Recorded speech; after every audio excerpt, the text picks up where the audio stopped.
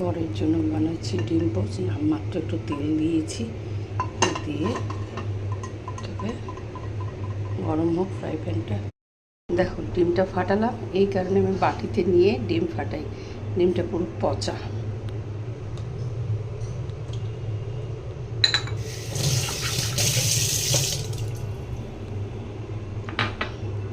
আর একটা ডিম ফাটাচ্ছি।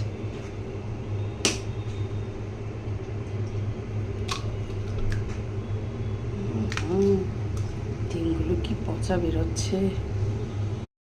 এই ডিমটা কতটা ভালো, আমি এতগুলো ডিম ফাটালাম, তিনটেই আমাকে ফেলে দিতে হলো। এই ডিমটা দেখাই, এই জিনিসটা আমি গড়িয়াহাট থেকে এই ডিমটা এনেছিলাম।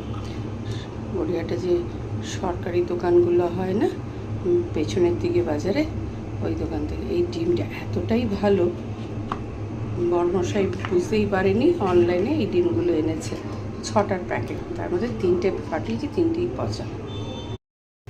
দেখো ডিমগুলো ভালো।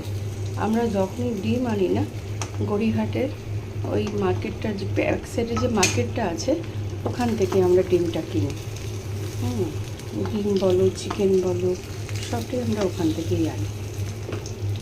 এইবার কি মনে হয়েছে, বিগ বাস্কেট থেকে অর্ডার দিয়েছে। এবার তখন তো আর খুলে দেখিনি, তখন যদি সঙ্গে সঙ্গে খুলে দেখতাম বা ফাটাতাম ডিমটা, তাহলে হয়তো এক্সচেঞ্জ হতো বা কিছু একটা ব্যবস্থা করা যেত। এতদিন পরে খুলেছি না, এখন তো আর কিছু করার নেই। এতগুলো ডিম পুরো ধরে ফেলে দিতে হচ্ছে। এখন হয়ে গেল ডিম পোচ।